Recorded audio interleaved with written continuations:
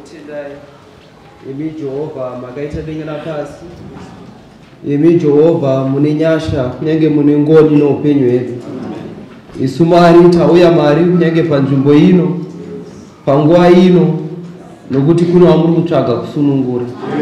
Isu Mwari wangu naishe wangu tinoziva kuti hakuna munhu ungasunungure munhu, hakuna ushe ungasunungure kunyange munhu, hakuna mai kunyange ungasunungure munhu, hakuna baba ungakwanisa kusunungura munhu.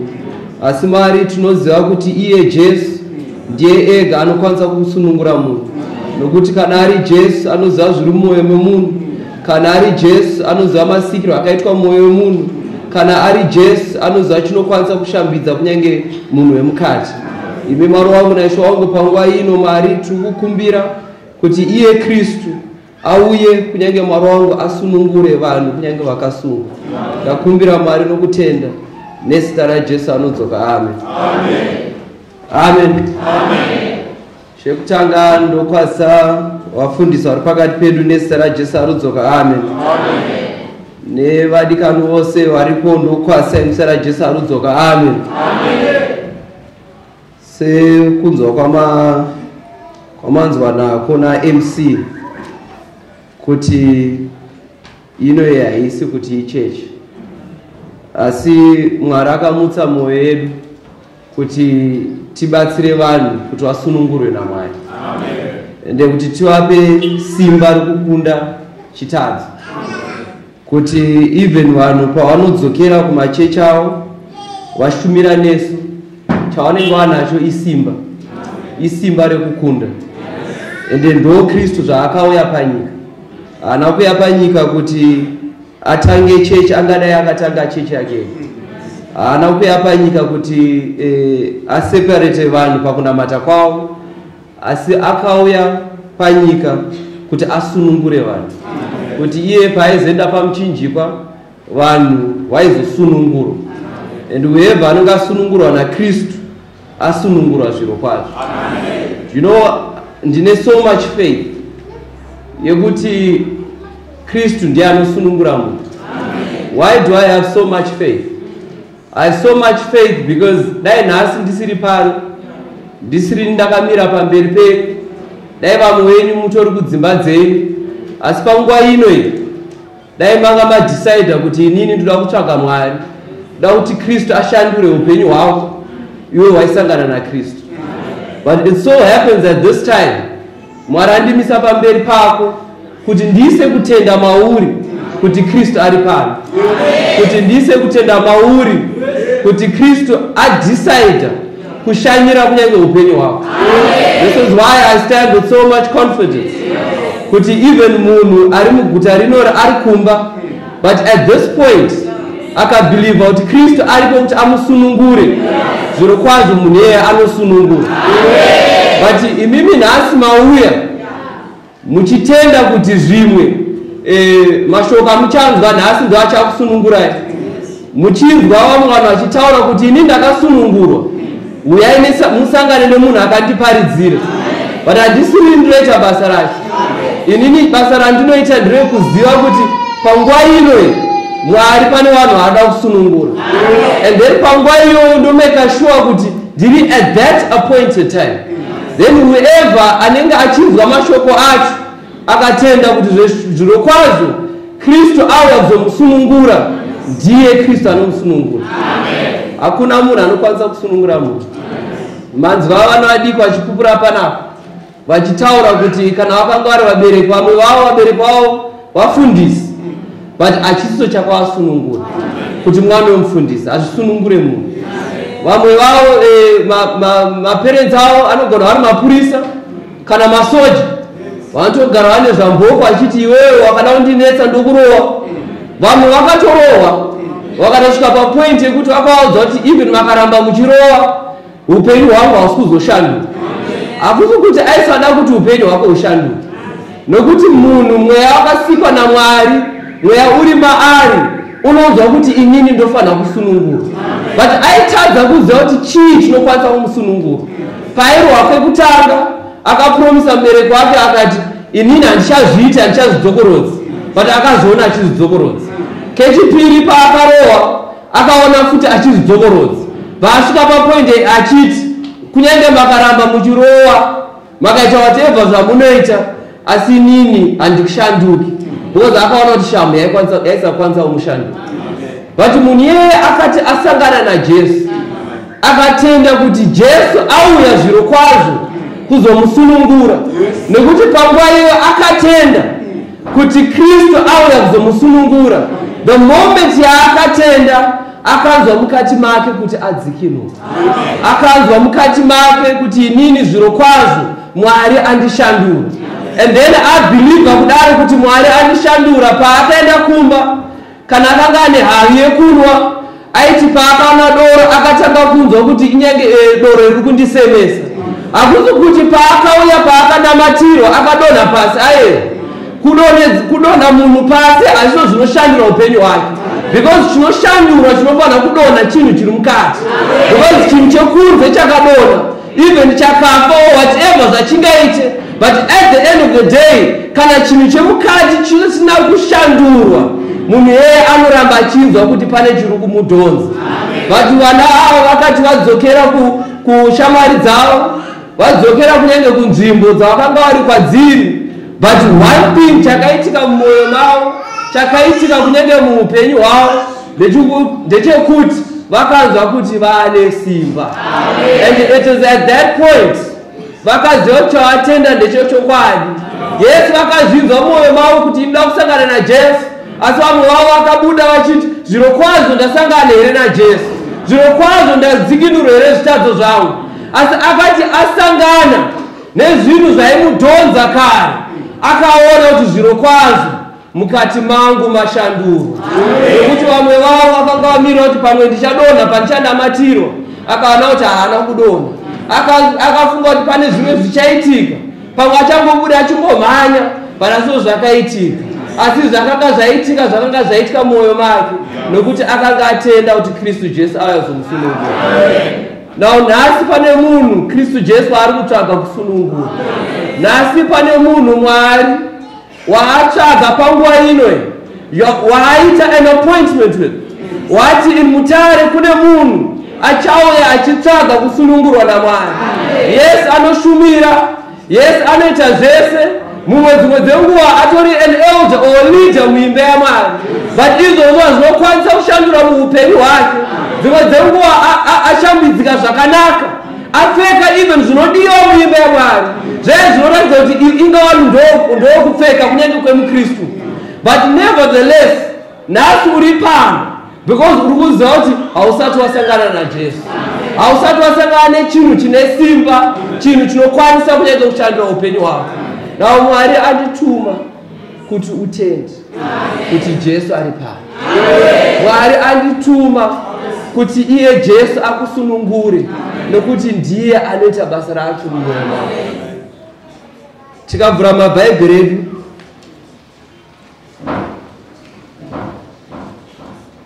tovhura mabhaibheri edu kuna John chapter 19.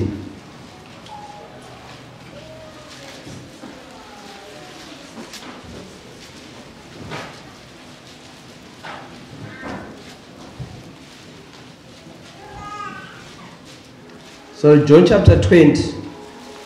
Vhangeri rakanyorwa naJohn chapter 20. Ndichakumbira kuti mumwe andiverengero from verse 26 to 29. Zvino mazuva masere akati apfuurazve, vadzidzi vakanga varimo mukati naTomasi anawo.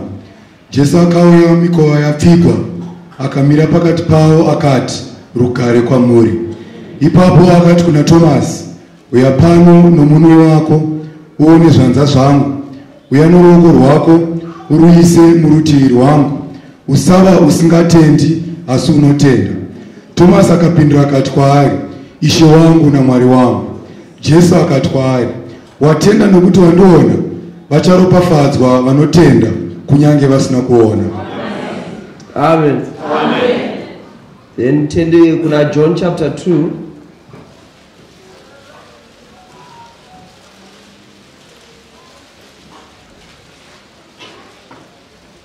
John chapter 2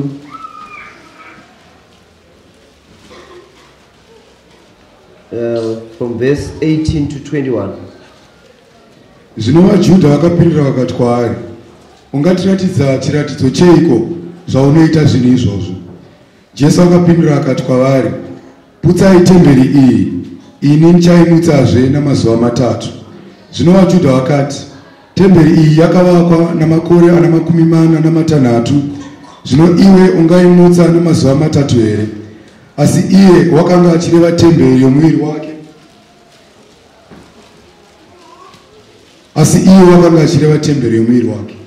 Amen. Then tiende ku Old Testament tivhure Makorinike echipiri chapter 7. Makorinike echipiri, Chronicles, 2 Chronicles chapter 7. From verse 12 to 14. 2 Chronicles chapter 7 from verse 12 to 14. Ipapo Jehovha akazviratidza kuna Solomoni usiku akati kwaari, ndanzwa kunyengetera kwako, ndazvitsaurira nzvimbo iyi ive imba yokubayira zvibayiro. Kana ndichinge ndadzivira kudenga kuti mvura irege kunaya, kana zvimwe ndichinge ndarayira mhashu kuti dzipedze nyika, kana zvimwe ndichinge ndotuma denda pakati pavanhu vangu, kana vanhu vangu vakatumidzwa nezita rangu, vakazvininipisa, vakanyengetera nokutsvaga chiso changu, nokurega nzira dzavo dzakaipa, ipapo ndichanzwa kudenga, ndichavakanganwira zvivi zvavo nokupodza nyika yavo. Amen. Amen. Verse 14. Kana vanhu vangu vakatumidzwa nezita rangu, vakazvininipisa, vakanyengetera nokutsvaga chiso changu, nokurega nzira dzavo dzakaipa, ipapo ndichanzwa kudenga, ndichavakanganwira zvivi zvavo nekupodza nyika yavo. Amen. Amen. Ozawo ukaverenga vhesi iri, munhu mumwe nemumwe akasvika papoint muupenyu hwake akati ndikuda Mwari.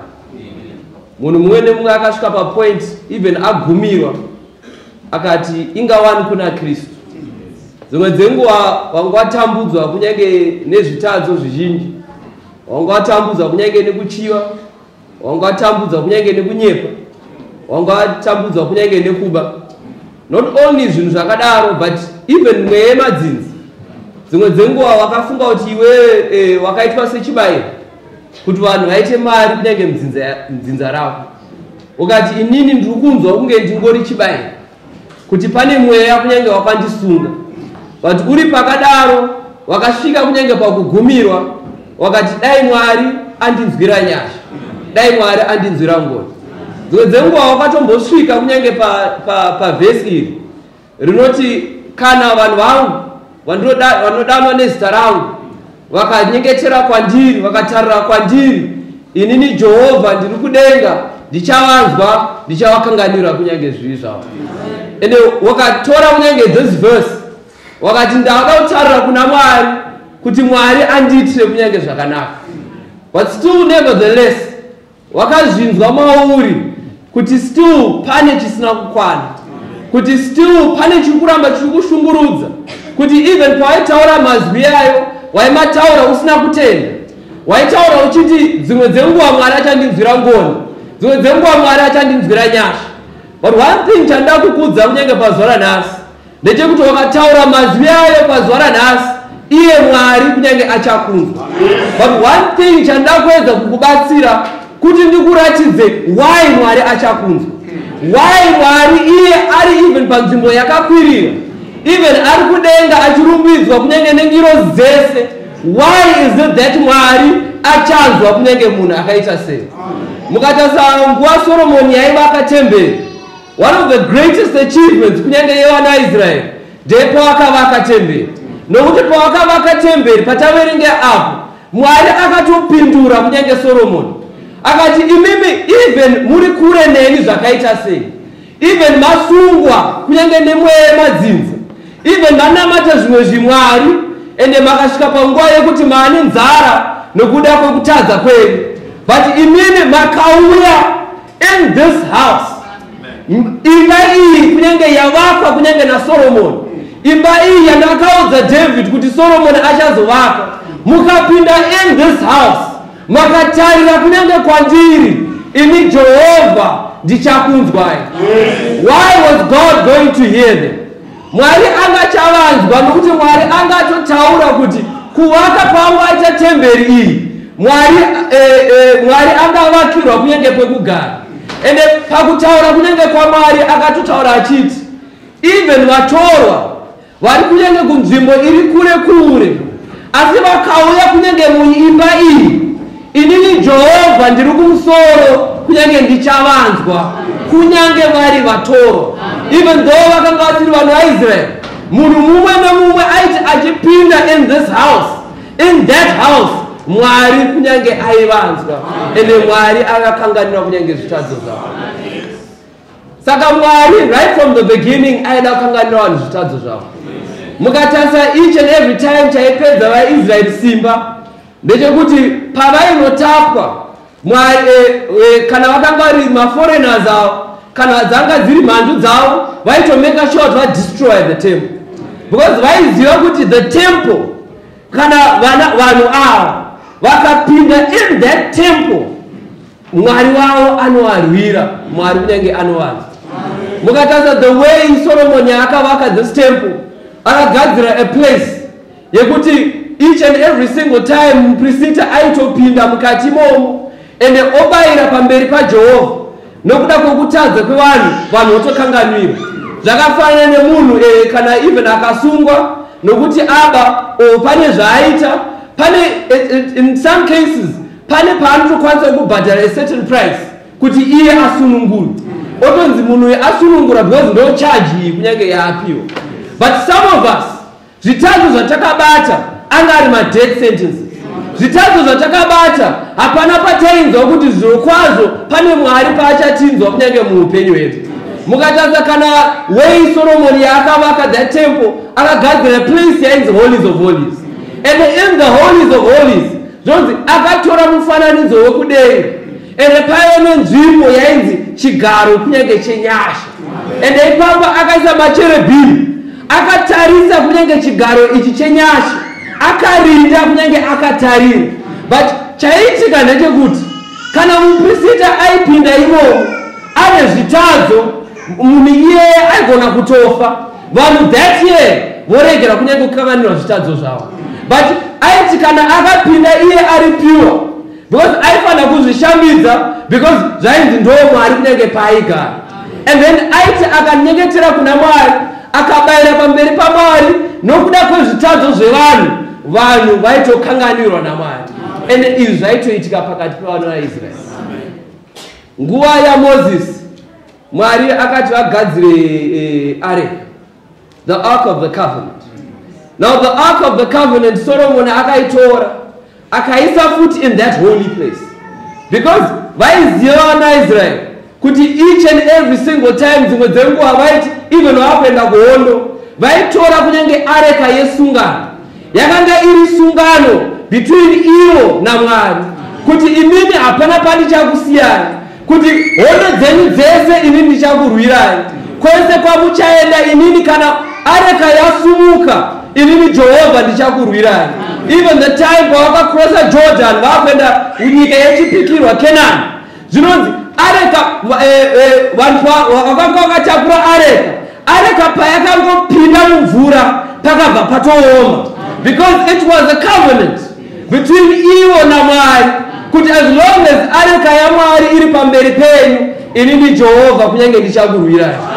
So Solomon akatora kunyange areka iyoyo akaisa in that holies of holies because vaizviziva kuti as long as vane areka kunyange pakati pavo hapana Mwari paizoregedza kuvarwira. And then isusu totarisa tobva tati chinhu chakadai chakaitwa vanhu vaIsraeri ko sei china kuitwa kunyange kwandiri. Chinhu chakadai chakaitwa kuna vanhu vaIsraeri kuti vave so much confidence kuti ivo as long as vane areka yesungano wherever kwavaenda kunyange vaikunda ivo vaiziva kuti vangwane the holies of holies kuti even akatadza zvakaita sei Mwari akatotaura kuti even zvitadzo zvenyu zvakatsvuka kunyange seropa, but ini Jehovha ndichakukanganwirai. Ko isusu the people Mwari paaizotikanganwira, nokuti kana vamwari vaIsraeri vakatosvika papoint yekuti hatidi kusangana kana kuyanana nevanhu vasiri maJudha.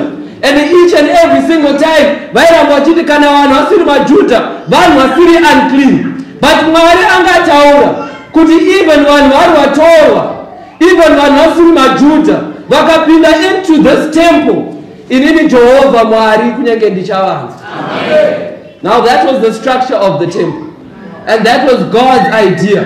Yekuti inini ndagadzira rudzi rekuti each and every single time parinouya pamberi pangu ndichavakanganira. Even vari vasungwa, but ivo vakapinda in that holy place, inini Jehovha ndichavarwira. Munoziva the ark of the covenant yakanga iri so powerful zvokuti nguva yaSamueri vanhu vaIsraeri vachidzingiswa kunyange navaFiristia, zvinonzi Samueri akapfugama kunyange hondo dzichimuteera, vamwe vana vaIsraeri vatiza, because changa chaitika ndechekuti anga apromiswa naMwari aenda ku that ark of the covenant kuti aiwa iwewe Samueri kunyange uchakunda. Saka paakamira akaona vana vaIsraeri vakutiza, akaziva kuti ark of the covenant ine simba. Even vanhu tichidzingirwa kunyange nepornography, as long as we have the ark of the covenant, isusu tinokunda.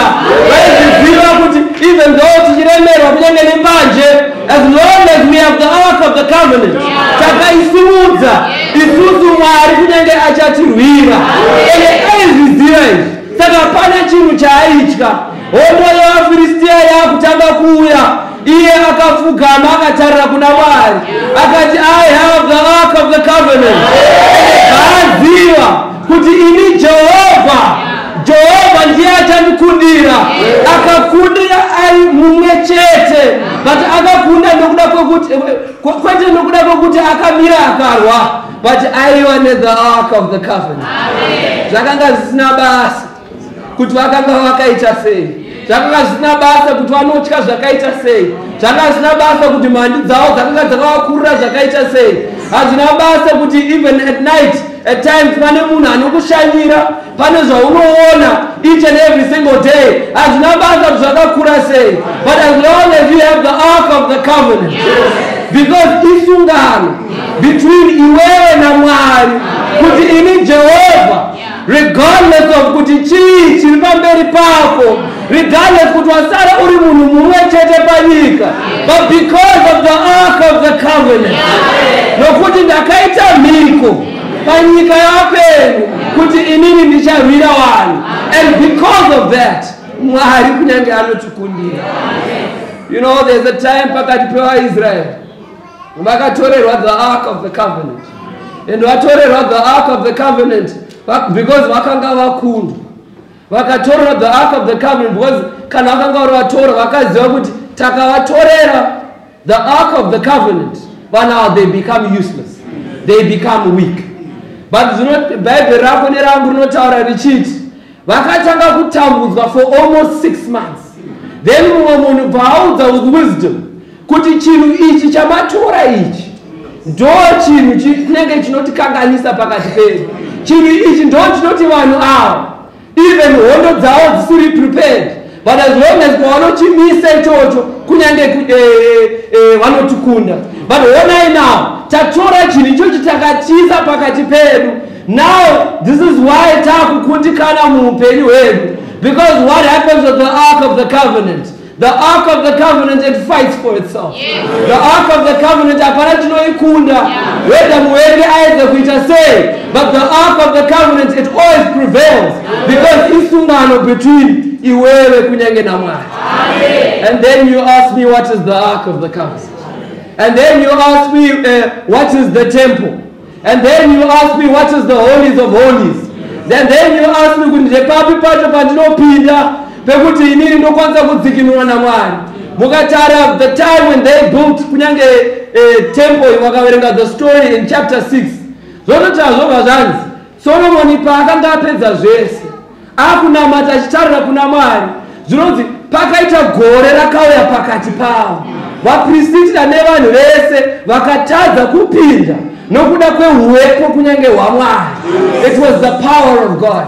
And then Mwari bhaudza akati, now each and every single time when you go into this house, dakuti muzvishambi. So what would the Israelites do? Vaigeza kunyange tsoka dzavo, vaigeza zvese vonyasomeka short vari clean kuti vaakupinda kunyange muimba yaJehovha.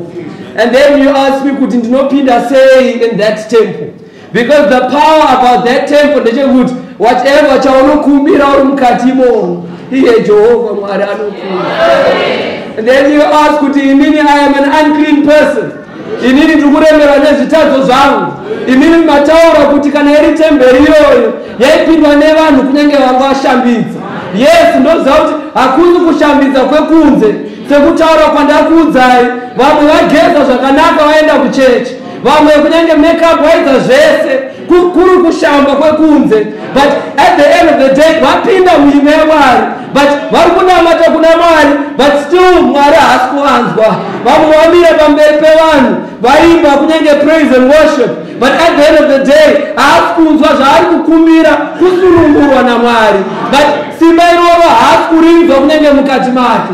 Then iwewe wondibvunza, how can I go into that temple? Dzimwe dzenguva waakutaura kuti maybe building yandapinda iyi. No, haisiro building yandiri kutaura iyi. Dzimwe dzenguva uri kutaura kuti maybe areka ndo iri pamberi pako iri kutaura. No, that is not areka yandiri kutaura. Dzimwe dzenguva uri kutaura kuti even uri ipapo, dzimwe dzenguva wangotaura naMwari, ndo Mwari paachakunzwa. This is not the temple I am talking about. Dzimwe dzenguva washamba usati wapinda wageza just before service, hakusiriko kugeza kwandiri kutaura. Now why did Christ come? Why did Christ come? Sei Kristu akauya panyika yavapenyu. Kristu pane imwe nguva asangana kunyange ari pakati pemaJudha, akataura akati, inini ndichaputsa temberi ndoivakazve nemazuva 3. Vanhu vakati munhu anomhura Mwari. The reason why vaiti anomhura Mwari is because vaiti ada kuputsa chinhu chatinoti takapinda iye Mwari kunyange anotinzwa. And they began to wonder, what temple was he talking about yaakanga achazovaka? Because in a temple munhu asati apinda anofanira kunge ari clean. Munhu apinda in a temple anofanira kukwanisa kunyange kukanganirwa zvivi zvake once and for all. Munhu apinda in a temple anofanira kuita a covenant naMwari yekuti wherever kwaachaenda, because adzikinurwa naMwari, iye acharamba achikunda chitadzo. And there has to be a price. Anofanira kuva nemubhadharo wekuda pamusoro pezvivi zvaanenge aita. Saka there needs to be a sacrifice in the temple. Now Kristu akauya setemberi, akauya akati mwiri wangu it is the temple. Inini I am the temple. Then vaataura akati, whoever believes in me shall not perish but have eternal life. What did he also say? Akati, I am the way, the truth, and the life, and no one can go to the Father except through me. Zaitaura nezvekuti hapana anokwanisa kusvika paholies of holies, hapana anokwanisa kudzikinura zvitadzo zvake once and for all kunze kwokuti auya through me. Now iye akanga ari the temple. So now we have the temple, which is mwiri kunyange waKristu Jesu. And then wondibvunza kuti ko areka yacho iri kupi, ko chibayiro chacho chiri kupi? Now we know that there is a temple, but Kristu Jesu paakauya panyika yavapenyu akuparadzana nevadzidzi akataura akati, inini ndauya kuzodzikinura vanhu pazvitadzo zvavo. Bhaibheri rako nerangu robva rati iye akatakura kurwadziwa kwenu. Yes, kana uchirwara unopora. Iye akatakura kunyadziswa kwenu. This is why muchinzwa vana vadiki vachiti, inini ndaive munhu aita masturbation but handinyare kuzvitaura because iye Kristu akatakura kunyadziswa kwake. And then iye Kristu obva ataura obva ati, now kana iwewe ndakudzikira, anenge achibvira the church Kuya kuti no. Ini munhu ndakapanda kuita zvakanaka. Munhu ndakapanda kuita zvichena. Because chirimari it is the Holy Spirit. Because zvaari kuita kana zviri kuitwa panyika izvi. Muedzani kunyange weKristu, kunyange vaKristu, kunyange nekereke. There is one day. Because Christ went on Calvary. He laid his life for the church. And then he put a covenant, which is just like a ring. You know, it's between a man and a woman. And then by a covenant. You put wherever pauchage uri, iwewe nemi tinenge tiri pamwe chete. Whatever zvauchaita, iwewe nemi tinenge tiri pamwe chete. And then one day, isusu kunyange taita zvose panyika yawape, tafa kunyange muna Kristu. Tichatorwa nehwamanda togara naMwari nekusingaperi. But we are not worthy before God, because pane zvitadzo zvatakabata, pane zvatakaita, but now we have a covering. Because we go there till in that temple, in that holy temple, you know, the door panogara Mwari, and then toenda before the Father. Toenda kunge takachena, kunge tisambobvira tatadza before, kunge tisambobvira takanganisira Kristu before, and then we go and we are presented before the Father. Then Mwari obati vanhu ava vari kukodzera kugara naMwari nekusingaperi. What covering have you given your wife? What covering have you given your husband? The problem is, hauna simba rimwe yamuseni. Unongoti what? Ndiri ndikutadziwa, ndiri ndikukanganisira, ndiri ndaitwa zvakati. But when you have the Holy Spirit, iye akatinzwira pasina iye taatadza. Iye Kristu ndiye akatinzwira, even though akanga ari iye kunyange akanaka. Now that's what happens with the Holy Spirit in a marriage. Kuti even iwewe uchizvinzwa zvakanaka, but pane chinokumanikidza choti munhu ndinofana kumunzwira kuti dzimwe dzenguva achanzwa, achawana chinhu kunyange chiri mukati mavo. And then there becomes kunyange sweet fellowship. Kana ari mukadzi wako oti ko chii chaitika kwauri, kana ari murume wako oti ko chii chaitika kwauri, and the only explanation chaunomuudza ndechekuti I have the ark of the covenant.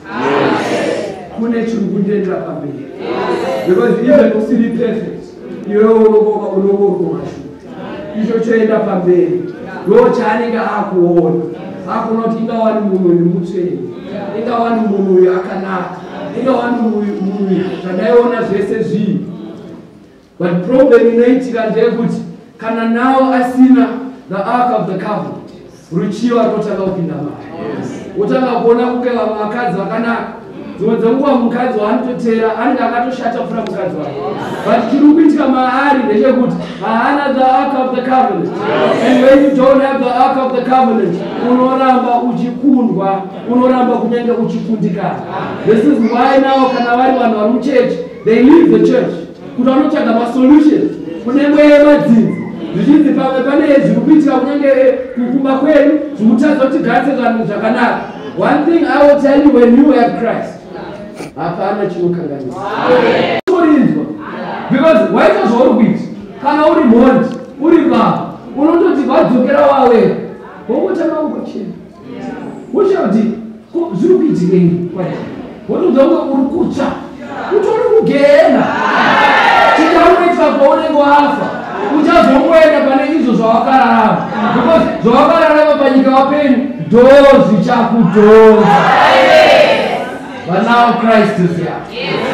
Ari kuti aiwa mwana wangu, chiri kukudhonza achinyinde kuramba chikudhonza, chiri kukutambudza achinyinde kuramba chikutambudza. Thank you, Jesus. Ende iye Kristu auya pano, ende iye wazvinzwa mauri kuti atotanga kugeza mwoyo wako.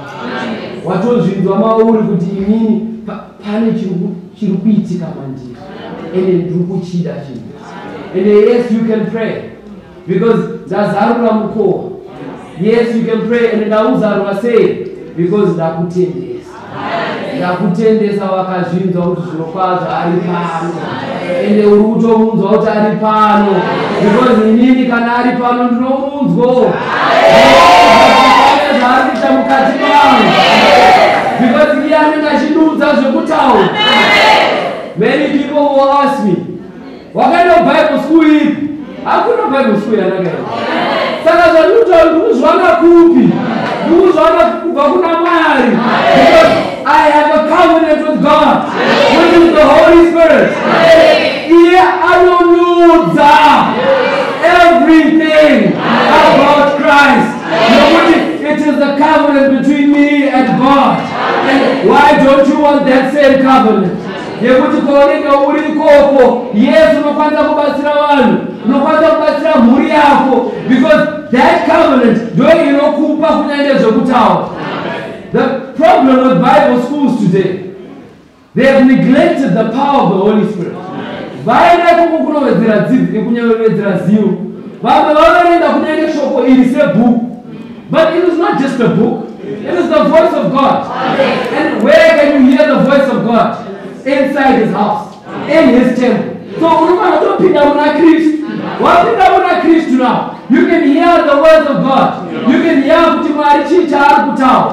But the problem is vaenda kunodzidza, kunowedzera dzidziso yavo, vomira pamberi pevanhu vachitaura mashoko makukutu ekuti kana wakagarapo chazvo kuzvinombonyatsonzi chii. But ini ndinotaura newe kunyange zvinyoronyoro, ndinotaura newe kunyange nemwenya unonzwisisa yatisingaratidza kunge ndakadzidza kufura iwewe, because aiwa chakaitira kwandiri ini ndakachipiwa mahara. Hapana panoti ubhadhare kuti uchiwane, hapana panoti inini ndinofanira kutipa zvakati kuti chiwane, because ini ndakangosangana naKristu, ndakapinda in his temple, and iye pachake akati ndakuita sungano newe.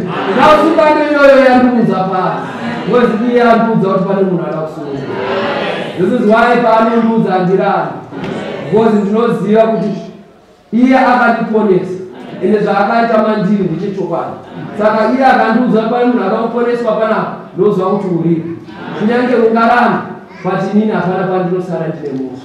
Chinondifadza nguva imwe neimwe ndechekuti pandinomira pamberi pevanhu ndouvaudza zvokwadi dzaMwari, and then ivo vasarudza kuti vari kumuda here Kristu, vari kuda here simba remweya mutsvene, vari kuda here kudzikinurwa, vari kuda here kubatsirwa muupenyu hwavo. Kana usingadi handikumanikidze, handikuti pane zvichaitika pauri wakadai handitombokuchidzidzire, handidaro haiwa, but ndinoti chadakuudza chapinda mumwoyo mako, chataura newe, chakuudza kuti apa rusununguko rwako rwauya, rao sarudzo yako auya. Tose tingasunga anoti ini ndinoda kusununguka, ini ndaremerwa, ende ndinoda kuti Kristu andisunungure. Haasi munhu anosunungura ayo, asi ndiKristu anosunungura. Obva ati munhu yeye obva ati kana ndasunungurwa naKristu Jesu, because vamweni manzwa kusununguka kwacho makagara pasi, because ndo mashandiro aKristu. Anoti kana wakabvuma kuti apinde mwoyo mako anotokugeza. But now you need that covenant also, yekuti inini yes ndinoda kugamuchira Jesu muupenyu hwangu, but ndiri kudawo kunyange simba remweya mutsvene, kuti pandiri kubuda kugezwa kwaitwa mandiri, da kuti kuchengetedze, da kukwanisa kunzwa Mwari. Musanzwe kuti munhu aringangoti pamberi pako chiti ndiye anonzwa kutaura kwaMwari. Aiwa, Mwari anotaura newe semataura newe right now, ndo mataura achataura newe kunyange uri kumba kwako. This is why hauzonide kuenda kumuprofiti, because iye anenge achitaura newe. Saka dzimwe dzenguva aripo nhasi ari kuti inini ndiri kuda simba iroro, ndiri kuda simba rokuti ndifambe kunyange ndichikunda chitadzi. Kana aripo pakati pedu anokwanisa kuya mberi ndibatsire nemama. Kana aripo ari kunzwa kuti inini ndiri kuda Kristu, I want this power. Ndirarame nesimba yemupenyu hwangu wose. There is power, there is power, there is power in the blood of Jesus. There is power, there is power, there is power in the blood of Jesus. There is power in the blood of Jesus. There is power.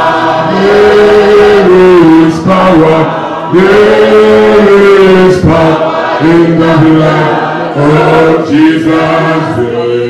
is power, there is power, there is power in the blood of Jesus. There is power, there is power, there is power in the blood of Jesus. There is power, there is power, there is power in the blood of Jesus. Sango chiro chakanaka, tose chiro inaka, ajo sango, aritengwe, chipocha chiro.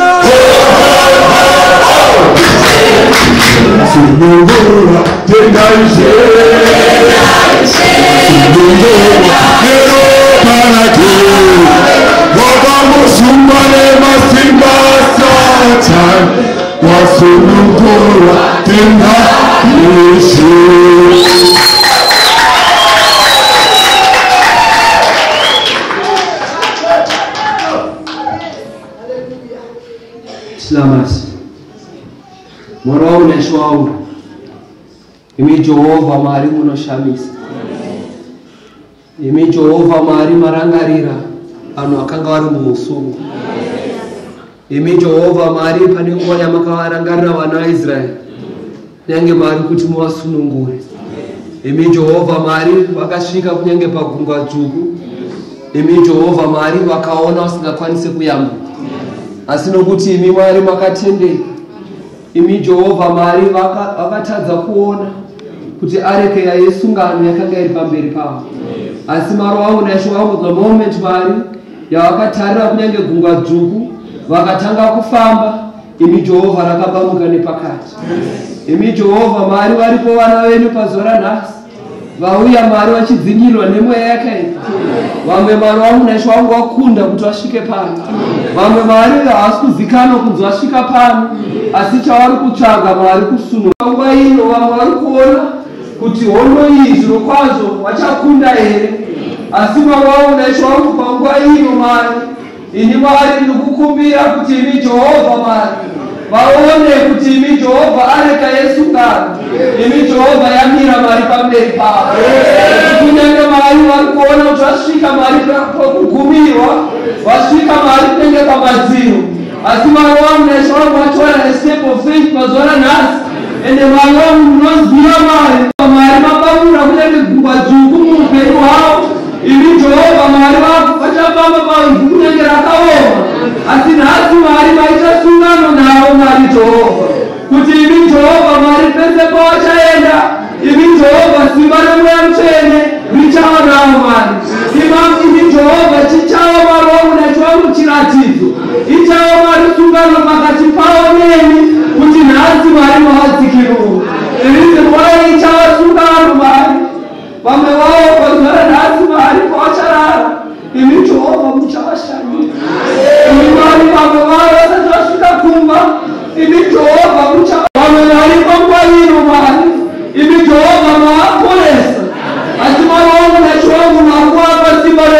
muchena kuti Mwari zviri izvozvo Mwari zvisadzokere Mwari muupenyu hwavo. Tinokumbira Mwari panguva ino iri Jehovha Mwari pavanonzwa imi Mwari motaura navo imi ngavasaomese mwoyo yavo senzira yavasina kuomesa mwoyo yavo pazuva ranhasi. Imi Jehovha vagoteerera Mwari nokuti noziva muchataura navo nokuti imi vapinda muna Kristu mutembere makataura kuti vanhu vangu Mwari vanodana nezita rangu vakanyengetera kwandiri ini Jehovha ndichavanzwa. Ini Mwari wangu naisho wangu ndoziva kuti Mwari muchataura navo. Ini chandinokumbira Mwari kuti Mwari mazuva avo eupenyu hwavo vamire kunyange saDavid akati inini I shall spend all the days of my life in the house of God. Ngavagare muna Kristu for the rest of their lives. Ini ngavagare muna Kristu upenyu hwavo hwose Mwari. Ini Jehovha pavangasenze Mwari pavangaende kuchikoro Mwari pavangaite chinhu chipi nechipi pavangarare imi Jehovha ngavagare vari muimba yaJehovha kunyange nokusingaperi nokuti kana varimo imi Jehovha Mwari imi mucharamba muchivarwira. Ndokutendai Mwari kunyange nebasa ramaita nokuti imi Jehovha Mwari ndimi mandituma pano ndimi Mwari mandisvitsa pano. Dai ndandirini nepfungwa dzangu nendangariro dzangu dzimwe dzemunguva ndaigona kutya kumira pamberi pevanhu asi Mwari wangu naisho wangu uchamutsa mwoyo wangu ndaona Kristu ari pano achitsvaga kunyange haangasunungura ende ndinotenda kuti Kristu Jesu asunungura ende vava vakasunungura zviro kwazvo. Ndakutendai nokuti Mwari munoshamisa. Ngoni dzaisho yedu Jesu Kristu rudo rwaMwari Baba nekuwadzana kumweya mutsvene zvitichengetedze kudzamara Kristu Jesu achidzoka hano. Tigare minasi.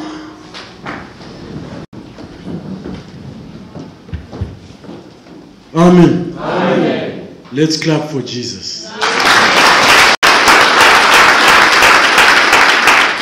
Tell the world we're building together. We're building together. Pane mukadzi akafanana neni akati asangana naJesu akamhanya muguta akadedza vamwe akati uyai muone saka nhasi Mwari apa chansi yekuchidzokera muguta kuti uyai muone mumwe wacho anenge aripo mangwanani kuSkyview Conference Center na 9 AM ndopachange tine our next service. Saka tapiwa task naMwari yokunoudza vamwe asara kuno kuti vaone zvandaitwa. Tikutaura kwataita it's not a church but it's interdenomination. Tinoparidza Kristu sezvaitwa ende mazvinzwa zvishuwa kuti tinofamba naJesu. Because chatikuvaka is the body of Christ. Saka mangwana 9 AM Skyview Conference Center iri muna Main Street padhuze neFirst Capital Bank. Saka mangwana please mushare zvamaitwa naMwari muye nevamwe mangwana tivabatsirawo naMwari. Amen. Amen. Service yaperera pano tinokona